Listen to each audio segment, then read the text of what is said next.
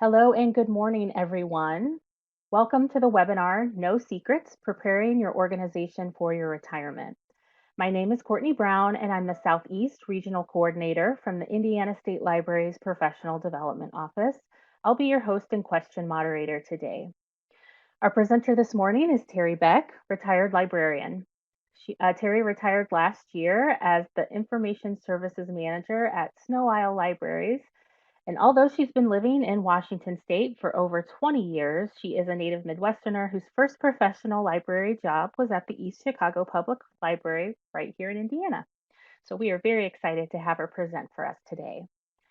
So just a couple of announcements. To register for other webinars or other trainings available from the Professional Development Office, please see the Indiana State Libraries events calendar, which can be found on our website at www.in.gov/library. For a full list of our current in-person training menu, please see our continuing education website. This session is about an hour, so you'll receive one LEU for this presentation. If you're watching an archived recording of this webinar, instructions on how to obtain your LEU are in the video's description on YouTube. Or you can also find those instructions on the ISL's continuing education site under LEU policies. So without further ado, I will turn the presentation over to Terry.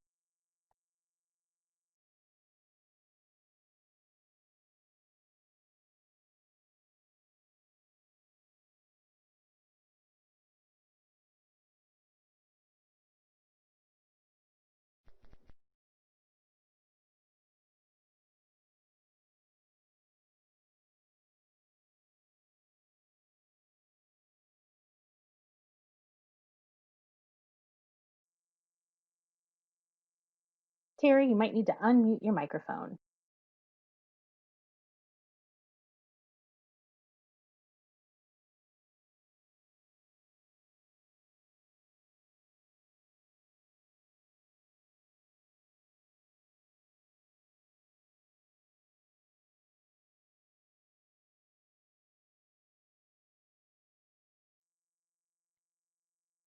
Can you hear me now? Loud and clear. Thank you. Okay. Things were just popping all over that screen this morning. Good morning. Before my mother retired, she asked me when I would be retiring, and I told her that I was eligible for Social Security when I was 66. Oh no, honey, I'm sure that it's well before that, she said. No, Mom, for my age group, it is 66. For you, it was 63. And I'm thinking, don't mess with me. I'm a reference librarian, and I've researched this. I don't think she ever believed me. Flash forward to 2014. After attending 3 of the Washington State Public Employee Retirement System retirement seminars and spending hours on the Social Security website, I figured it out. And I started circling things on the calendar. But I didn't say anything to anyone until one fateful day. I'm Terry Beck. I was the Information Services Manager for Snow Isle Libraries, and my last day of work was December 7th, 2018. Snow Isle Libraries and I were ready. Snow Isle Libraries is a 2-county library system in the North Puget Sound area of Washington State. Snow Isle is a combination of the county names, Snohomish and Island counties. They serve about 750,000 residents. And it's beautiful, even on a gray and drizzly June morning. I'm here because this is where I want to be, at least according to the infamous Places Rated Almanac test that I took years ago. And best of all, I'm staying here in retirement. I had the same job, but with different titles for 18 years.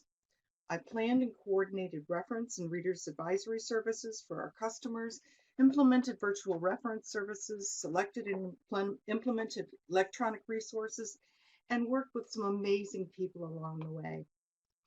This presentation is one that I did at PLA in 2018, and I will say that the best part is that I don't have laryngitis and bronchitis this time.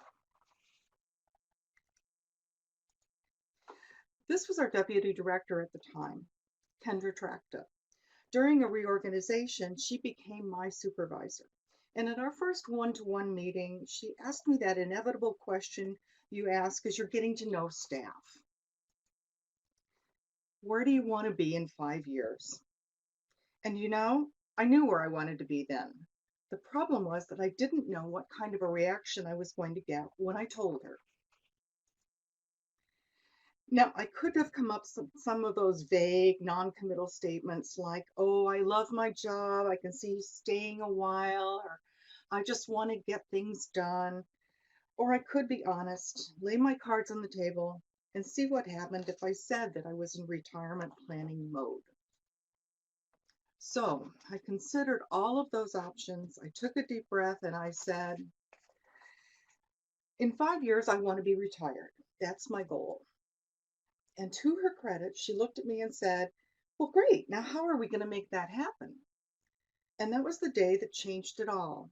It's when we started planning together how we could make information services at Snow Isle stronger and better and sustain that work after my retirement. Now, I'm talking about retirement planning, but not in that financial planner way. I can't tell you about pre-tax stuff or healthcare options or pensions, and you wouldn't want me to. But I can tell you there is no magic formula for figuring out your retirement date. It's something you have to decide. And in a world of electronic access, you'll have to learn how to navigate the Social Security system's website and any other retirement system's website. It's not easy, but it's going to get you more informed, and that is always a good thing. Finally, you and your family will have to work things out on your own. There are so many things that can influence your decision, and there are services out there that can help you through the transitions. Now, you're probably wondering what kind of person announces their retirement 4 years before the actual day. First of all, as I said, I've been in that job for a while. I had the corporate history of the library burned on my brain. I'm a goal setter, a list maker, a planner. I am my happiest when I have a timeline and a project, or both. Our library district's norms included one of my favorite statements: lead by example. I wanted to show my colleagues that it was possible to do this and to do it gracefully. I knew that it would take time, and I wanted us all to have that time to plan, to implement, and to evaluate. Finally, I wanted to leave something of value to my organization and to my colleagues. Another part of the why came from what I'd been observing in retirements that had become almost textbook examples of what not to do.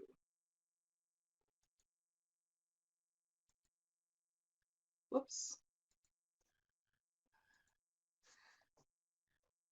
There was a department head who secretly planned to leave on a specific date, 6 months in the future, and she spent that time downsizing, buying a new car, having extensive dental surgery, and then gave 3 weeks notice and moved to Mexico.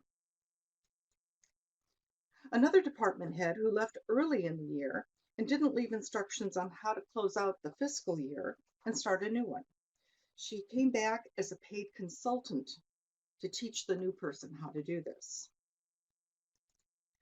The librarian who retired and changed the passwords for all the staff logins on the computers and didn't share the changes. The children's librarian who announced in March that her last day would be June 1st, which, as we all know, is usually the kickoff to our summer reading programs. And finally, what I call the threatening people. There are always those people that are always disgruntled and who say, whenever it gets bad, I'll just give 2 weeks notice and get out. We had to come up with a process that worked for me and that worked for my organization. One that honored my wishes and hopes and benefited Snow Isle. I knew that it began with honest and open communication about what I was doing,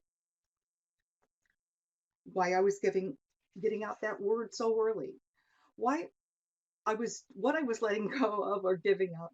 And this part was part of an ongoing discussion. Sometimes people were ready to take pieces of my work, sometimes they weren't. I had to be persistent.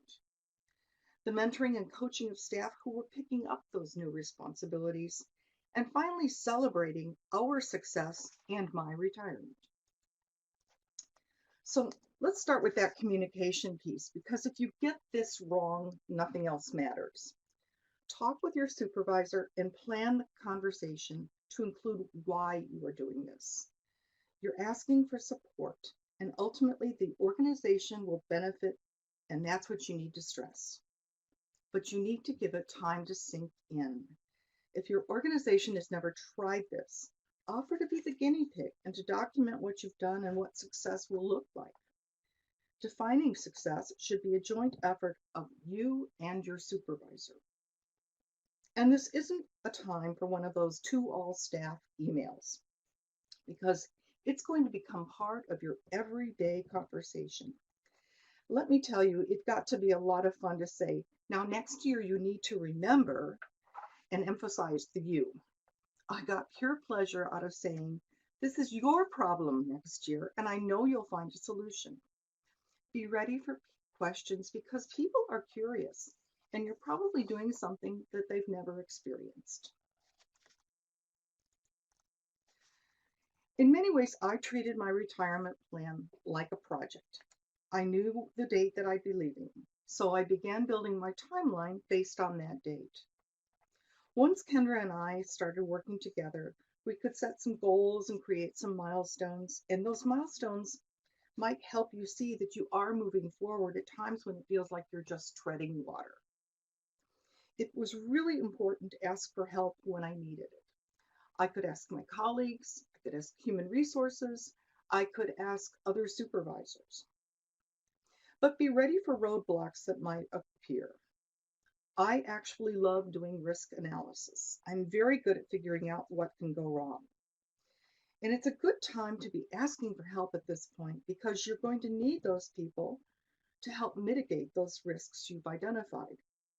I had a wonderful support system in place because I brought people in as we planned, and I kept them informed. Now, as I said, I'm a list maker, but this part turned out to be an ongoing task. I created a spreadsheet with tabs for each of the following categories. Daily. This was just an open sheet that I kept open every day, and I would do things I would add to it. You don't want to get compulsive about this. You could be doing it and nothing else. But I just wanted to make sure that I wasn't missing things. Weekly. This is when I started using my Outlook calendar and going through the last year's worth of meetings, seminars, things like that. Monthly and bi-monthly things. Again, Outlook is a good way to figure out what you've been doing. Annually was a bit of a challenge, but I did go back and looked at the full calendar year, and I looked at emails that I thought might be useful. And these are the emails that I was saving because I felt they would be useful. And finally, those whimsical things, the things that happen once in a blue moon that might not ever happen again, but you just want to get it written down so that someone knows it might happen. For example, about every 4 or 5 years, Snohomish reviews its filtering software for computers, beginning a new project. The census only happens every 10 years. Once I had this started, I felt I could do a better job sharing what my work was and start giving up pieces of it. Now, this is a good time to talk about fear, because it's often the first question people asked when I started talking about retirement. And they said things like, aren't you afraid you're going to be ignored, that you're not going to be included, that you'll be put out to pasture? Someone actually said I would never get to go to a conference again, and I went to PLA and other conferences. Now, my answer was always no. I was fortunate to have the support of my supervisor and the administration, because early on, I made it clear I would give 100% until that very last day. I continued to be respected by colleagues, consulted by staff, and challenged by changing responsibilities. In many ways, it was a lot of fun to try things for the library district with the knowledge that I was retiring. I am, and I was, fearless. And I've also had some people tell me that one of their biggest fears is that they'll get stuck doing the cleanup of problems that no one has wanted to touch. I've seen it happen in organizations. The theory seems to be that this way no one who remains will be blamed and life will just continue. And it's probably a great topic for a PLA conference. I've seen people who say yes, they do the dirty work and they try, they give it every bit of energy they have, and it really runs them down because sometimes the magic works and sometimes it doesn't. That's a quote from Little Big Man, a movie. All I would ask is that if you have someone who's retiring and trying to give your organization a smooth transition, support that effort and understand that the cleanup has to happen eventually, but perhaps this isn't the right time. One of the first things that Kendra did to help me was to create a position called lead librarian. We envisioned this as a librarian who was a coordinator and creator of a service plan for things like public computing, business services, reader services. And we chose these subjects because they were the parts of my job that were tied to our strategic plan and core services. They were critical parts of my job. And let me tell you, this is not easy. It is not fun to pick apart your job. But if your organization is going to live without you, you need to figure out what you're doing and what needs to continue. But it doesn't necessarily have to continue your way. The lead librarians became my support system. They took on projects that I had backburnered and never even dreamed we could accomplish. They paved their own way with projects and initiatives. And I was there for them, but I tried not to get in their way. I began that transition by cutting the cords that bound something to me. And I was with them all the way, telling them when they're doing great things, giving them feedback when necessary. But I let them do it their way. And there were times when their way actually worked better than my old way. I inherited a ton of paper, and I think that that's probably a fairly good estimate when I took that job. It's very easy to ignore a file cabinet when you don't open it. Right around the time Kendra and I put our plans in motion, I began a first Friday clean out of what had been a packed 4-drawer file cabinet. And at that time, I also began cleaning out electronic files. And I might have been hesitant at the beginning of that process to purge things, but boy, once I got into it, I was ruthless. When we moved offices 2 years later, I was able to move down to a 2-drawer file cabinet that wasn't even packed. And perhaps that Swedish death cleaning thing has something that has affected me. Whoever took over my work, even if it wasn't in that position, has well organized and labeled files and even a few paper files. Now, in addition to training and informing new staff, you need to create a turnover package. And it might seem obvious, but as you create this, you're going to learn that you've omitted something really important, or perhaps you've fixated on something that could be jettisoned by whoever gets to handle it when you're gone. My task list spreadsheet helped me with this. So think about these things. Who needs to know? What do they need to know? And just keep it to the facts. Remember, they get to do it their way, not your way. And it goes without saying, leave files and passwords with an appropriate level of security. Snow Isle's IT department shuts down your access at midnight on your last day of work. And this is pretty standard for organizations, I've been told. So remember to copy any files that you want to keep. Sort of like you want to keep your old term papers for a while, hang on to those, copy your files and bring them with you. Mentoring is something that we have been talking about for years in this profession. I have been to mentoring training, but for me, it all harks back to that norm that Snow Isle embraced called lead by example. Mentoring isn't you doing all the talking. It's not a lecture series. It's listening to people. It's giving them feedback, praising them when things go well, and letting them make a mistake and learn from it, being honest.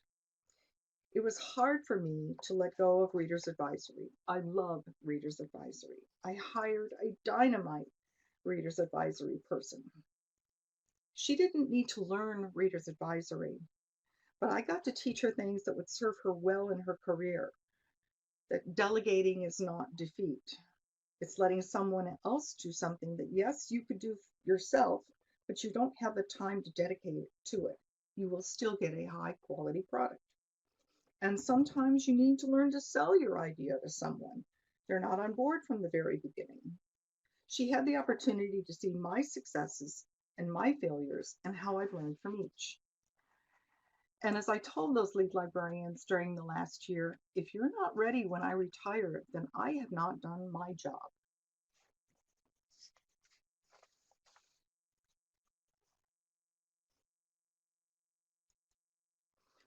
Coaching can come in a lot of forms, but for me, coaching is teaching someone to be politically savvy about your organization.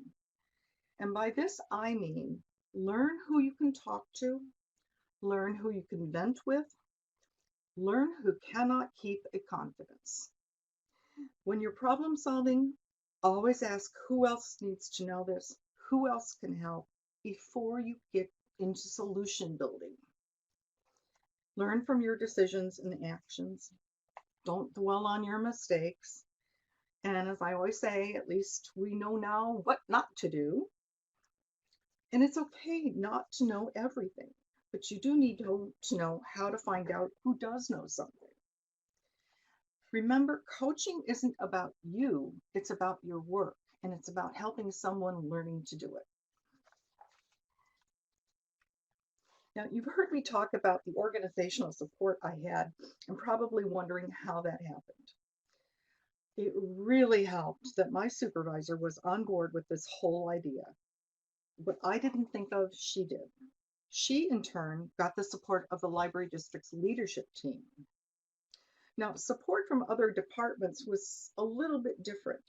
I was often greeted with the following statements or comments when they found out I was going to retire in 3, 2, or 1 year. You're serious? You're kidding, right? Oh, you're going to change your mind. As it gets close, you're going to change your mind. So rather than reinventing the wheel every time, I came up with an elevator speech that I could customize on the fly. Now, an elevator speech is probably something you're very familiar with. It usually takes about 30 seconds, which is the time it takes to go from the ground floor to the top of a building if you're in an elevator. And you're selling something. In this case, it's how the organization can benefit by supporting your plan. Keep it positive. You wouldn't want to say in a very gloomy voice something like, well, once I'm gone, there will be no one left to analyze the information services survey data. Rather, say something like, we use information services survey data to make decisions for the organization. Let's find someone who can take over the analysis of this data, and I'll work with them to share what I've learned. And the phrases, I won't be here forever, so you should know, and I shouldn't be the only one who knows this, became part of my daily communications.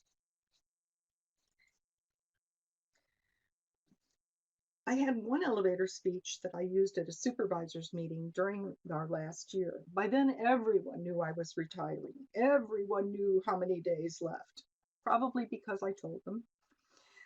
I'm sure that when I gave this little speech, it wasn't a big momentous thing, but it sort of reinforced what I had been saying all along. And this is what I said. I'm sure you've heard me say sometime in the past few years that I'd be retiring at the end of 2018. Every time someone leaves a position, it's an opportunity to stop and assess where it all fits within our organization. I'm sure that that will happen when I leave. But between now and then, we need to work with each other to make sure that our staff provides information services to our customers in the best customer service model possible. This is what we've done to help you ensure that that's happening in your building. And I went on to introduce an an observation checklist we came up with for information services transactions.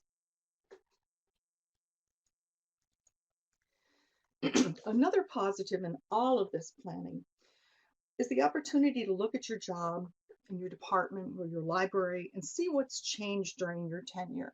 It's fun to make a list to see what you've done. Sometimes we forget what we've accomplished. 18 years was a long time in the same position, but the title changed 3 times, the department changed twice, and the nature of the work never stopped changing. So in my case, we renamed the department from Adult Teen Services to Information Services.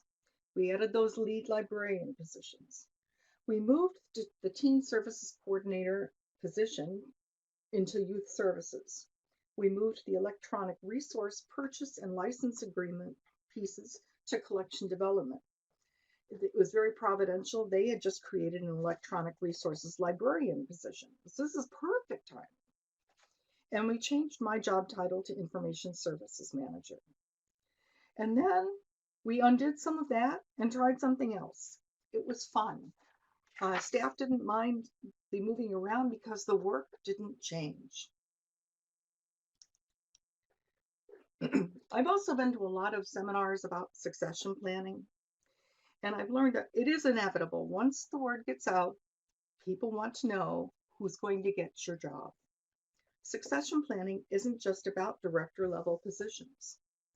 About 8 years ago, Snohomish Human Resources Department surveyed all of our staff about their career goals. That's when I learned that over 20 people had expressed interest in my job. Snohomish staff count is about 500. And my reaction was the same to people each time. Really? You think you want to do this? As I got closer to my retirement date, several people asked if they could talk with me about the job and the responsibilities. A few even asked if they could come in and shadow me for a day. Of course, I was willing to share. But I didn't get to pick my successor, and even more importantly, I didn't know that there would be a successor to this particular job. Everything can change. So what I'm saying is that unless you are absolutely certain that you will control the process, don't make promises you can't keep. Don't groom anyone for your specific job. You could be setting yourself and anyone else up for big disappointment. So I'd like to pause now. When we did this at PLA, we had actual bodies in a room and you were able to turn to each other and talk. But I'd just like to throw out some questions for you to think about. And if you've got questions that you want to push back to me about this might be a good time. So now you've heard about my story and my plan. If you're actually thinking of doing this, here are some things you might want to start asking yourself. What is the one thing you do to or for your organization that no one else does?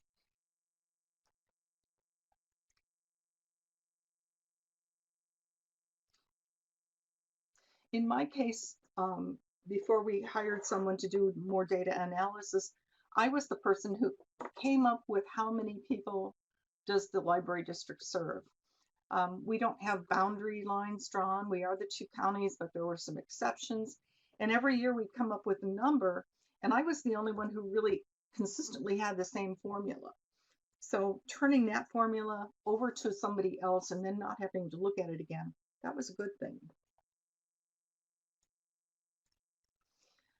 What is the biggest daily, weekly, monthly, annual headache for which only you know the solution? I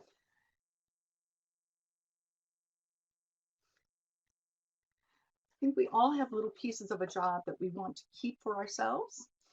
And I certainly had those. Doing evaluation of information services was both a joy and a headache sometimes. And working with people to improve performance in those areas. I felt like sometimes I was the only person who knew the solution because I was the one everybody called.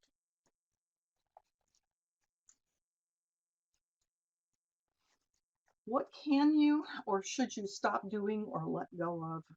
This is so hard. No one wants to let go of anything, particularly if you like doing it. As I said earlier, for me, it was Reader's Advisory. I didn't have any trouble giving up business services, but boy, RA was hard.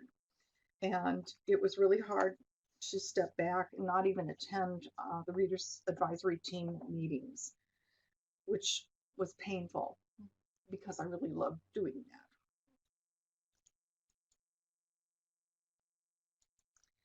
Who can you turn to in your organization to help you accomplish this? And I think that the first person you turn to is naturally your supervisor. If you've got someone who's a colleague of yours that you can use as a sounding board, but getting your supervisor's buy-in is critical.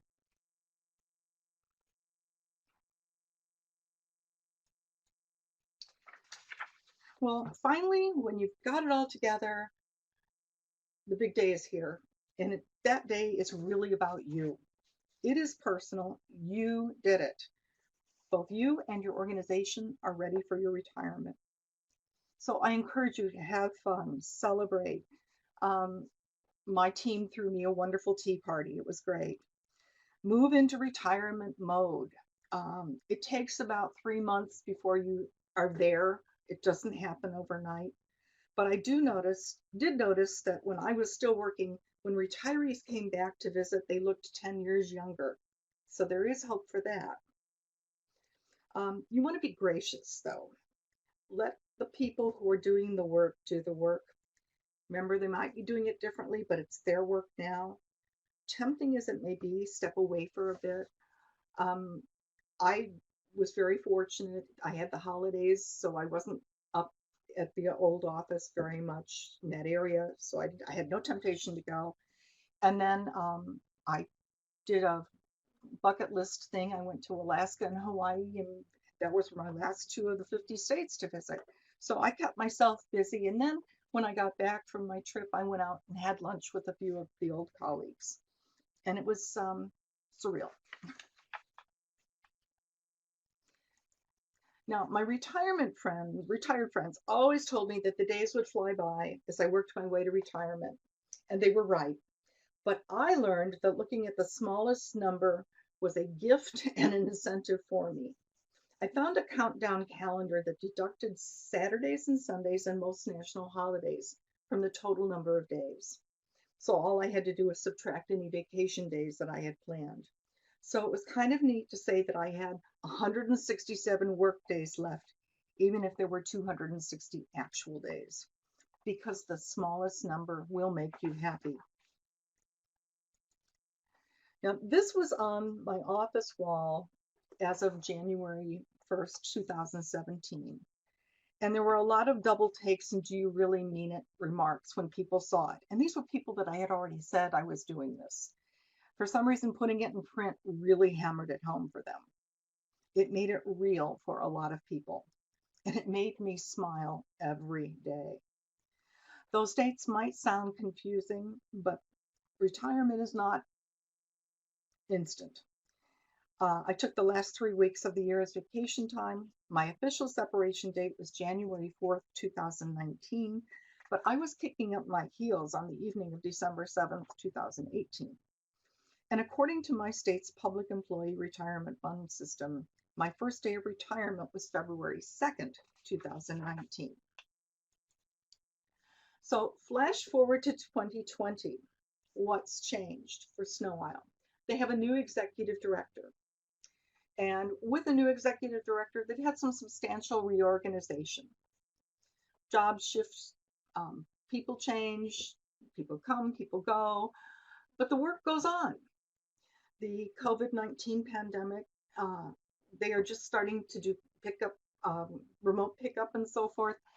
I can't imagine what it has been like to try to keep a library system running through all of this. And it's been fun to watch the innovative things they've tried online. It's been fun to watch how their Ask a Librarian service has gone up. And they're starting to get back on their feet.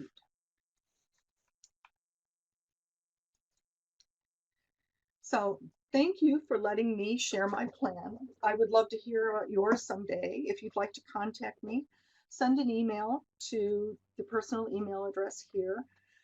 Someone asked me if I was giving up that email address when I retired, and I said no. Once a librarian, always a librarian.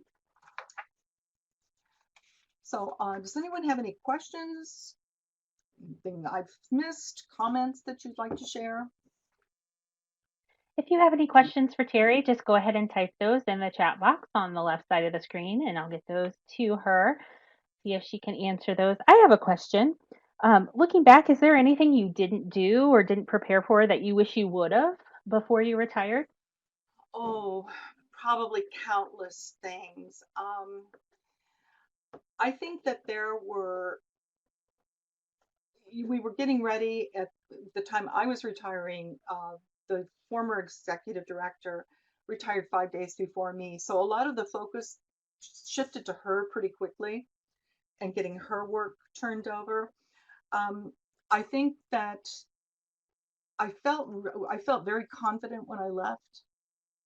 And I think if it was something, it was probably something small. We hadn't really started talking about the 2020 census, and I probably should have gotten them more prepared for being more involved in that.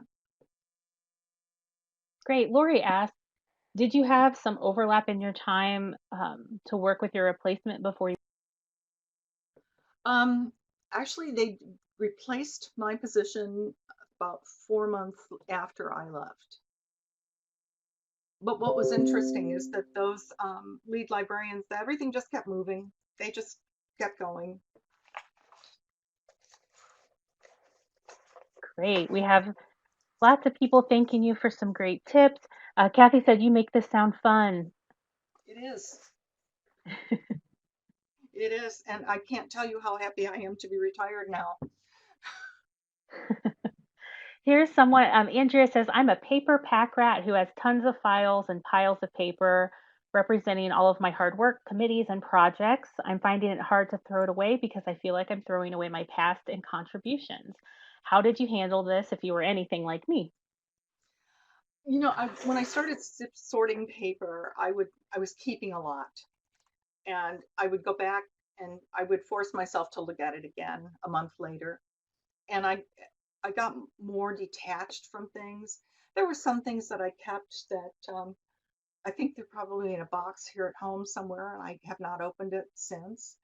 I think it's a personal thing. You keep what you need, keep what you like. I remember Let's looking at something and saying, "Oh my gosh, that's really pretty smart." see. Jana says, how would you have adapted your plan if your supervisor had not been supportive? Well, I would have kept going. I don't think it would have been as successful, but I would have had, for example, I would have had the turnover ready. I would have had good description of what I was doing, um, important milestones, timelines, and so forth. It would have been a lot more. It would have been a lot more work for anyone who came into that position. Great. Sue asks, what do you do now? What do I do now? Whatever I want, whenever I want. Um, you know, COVID's really shut down things out here. A lot of volunteer programs have closed their doors for a while. I get to read a lot, garden, Great. Skype with my grandkids. Claire asks, should you attend planning meetings or let the new people do their thing? I'm sorry. Should you attend planning meetings or let the new people do their thing? Um, I think kind of a mixture of both. Mary Alice asks, did you have any use for the files that you copied? No. The one thing that I wished I had copied was this PowerPoint presentation from PLA, but fortunately it was archived on their website, so I was able to download it and work from that. No, I think what was important for me is when I left, I would leave. I wanted to really cut the cord. That's great. What is your advice for someone who plans on retiring as young as 40 years old? Any advice? Oh, wow. I think look not only at today, but look at tomorrow, look at the future. What is it you want to do? What do you want to accomplish? Um, that would be hard to explain to your organization if you were a person that was 40 and wanted to retire, because that's not the word that they think that 40-year-old people would use, which is not being discriminatory. It's just that 40 would be fantastic. Um, I think that there were things that I got to do toward the end of my career that I didn't get to do at the beginning, and I think that that kept me going. Is always getting those new challenges. These are great questions. We'll keep them coming in the chat box. Stay logged in. You will get your LEU at the end of this presentation if you're watching live. If you're watching an archived version of this presentation, you can find the information for getting your LEU in the description on YouTube or on the library's continuing education site under LEU policies. So Catherine says, outside of the countdown clock, did you have any outside books, websites, or other resources that you use to help structure your retirement handover? Well, that's part of the reason I actually did this is because I couldn't find a lot about this. And there's a lot out there about succession planning, but it's really more at the executive level. And, if you're a director, but, the people who do the work at a mid level are kind of in a vacuum. There isn't a lot out there that helps you do some of this. So I looked at some of the very, very, very basic stuff and then kind of used some common sense and put it together. Great. All right. Let's see. There are a couple of people asking, yes, we are recording the presentation. I'll email that out and it will be on the library's website. Someone's asking if there's a way to get copies of these slides. As long as Terry's okay with that, I can also put that on the website as well. Ginger says staying home for COVID-19 gave me a taste of what retirement could be like. Well, I've had a couple of people make that comment to me, old colleagues, and I've said, well, it is sort of like this, but I can't imagine what it's like to work from home for 3 months. Um, but the idea that you're kind of locked in to home, I think that's what I miss right now is the freedom, just to be able to go and do whatever I want whenever I want. Sure. I had another question.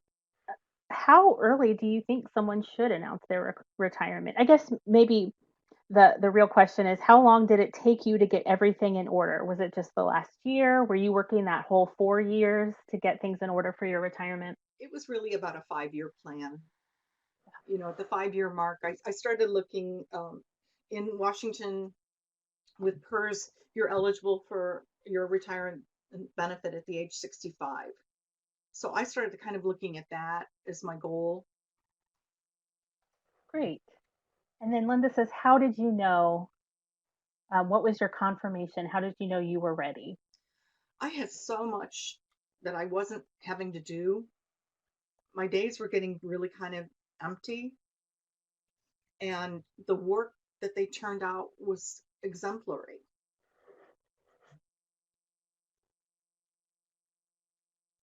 Great.